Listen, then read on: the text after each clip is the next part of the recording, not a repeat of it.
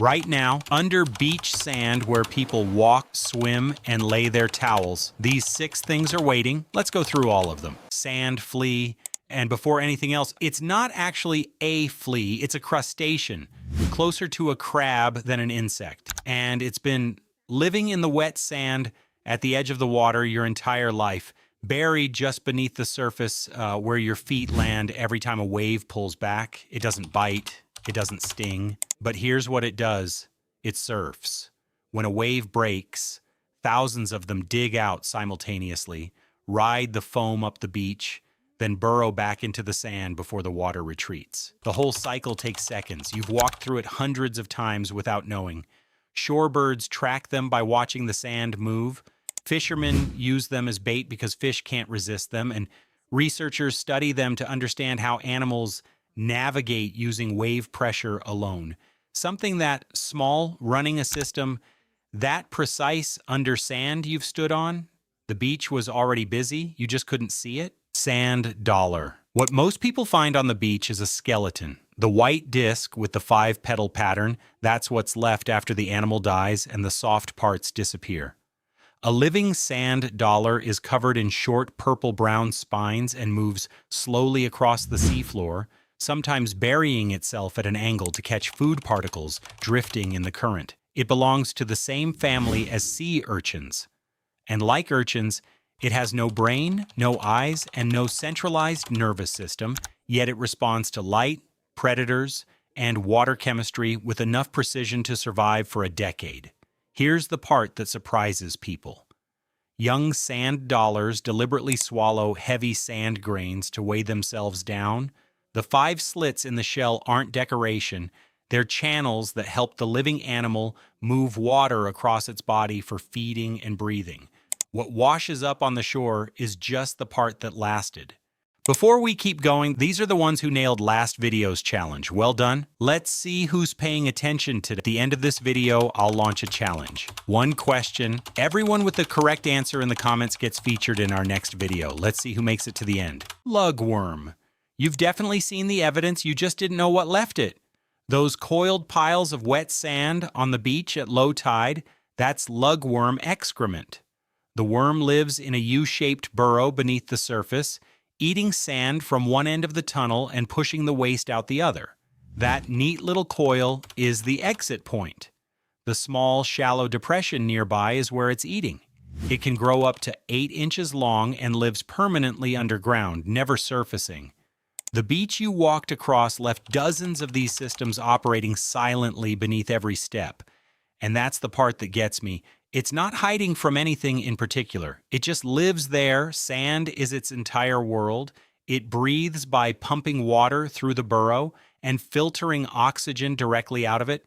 Fishermen prize it as bait because almost everything in the ocean will eat it. Bass, flounder, cod, they all know what that coiled pile means. You read the sign your whole life and never knew what it said. Ghost crab. If you've ever seen something sprint across the sand at night and disappear, that was this. It moves faster than almost any other crustacean on land, hitting speeds close to 10 miles per hour in short bursts. It can run sideways, forward, and stop so suddenly it seems to vanish, which is partly where the name comes from. Pale enough to blend into dry sand, fast enough to seem like it was never there. During the day, it stays in its burrow, a deep angled tunnel it digs above the waterline. At night, it comes out to scavenge other invertebrates, turtle eggs, smaller crabs, anything left behind by the tide. It's also one of the few animals that will actively prey on sea turtle hatchlings, making their first run to the ocean. It can't breathe underwater for long, but it needs moisture on its gills to survive, so it makes regular trips to the surf zone to wet itself before retreating back up the dry beach.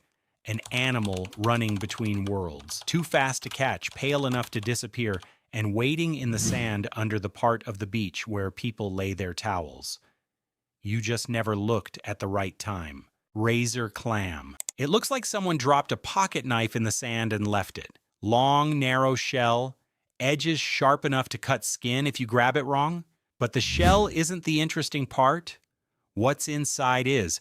This clam can dig faster than you can follow it. When it senses vibration, footsteps, a shadow, pressure from above, a muscular foot extends from the bottom of the shell and anchors into the wet sand. Then it contracts, pulling the whole body downward at a speed most people don't expect from something with no legs. Blink, and it's gone. A foot of wet sand between you and it in under 10 seconds. Clammers used to pour salt on the hole to trick it into surfacing, mistaking the salt for seawater. It works, but only if you're fast enough to grab it before it realizes the mistake. An animal with no brain worth mentioning, outwitting people with a shovel, sharp edges, faster than it looks. Coina clam, barely the size of a thumbnail, and it moves with the tide on purpose. These tiny wedge-shaped shells, the colorful ones that wash up in clusters, are alive when the wave is carrying them. They migrate up and down the beach with every tide cycle, using the surf as transportation. When a wave breaks and pulls back, they partially extend a small foot, angle their shell, and let the water carry them to the next feeding zone. They're filter feeders, pulling nutrients directly from the swirling water as it washes over them. The moment conditions change, they dig back in. The whole process takes seconds. What looks like a pile of pretty shells scattered at the waterline is actually a population actively relocating, traveling, running a daily commute in the surf zone.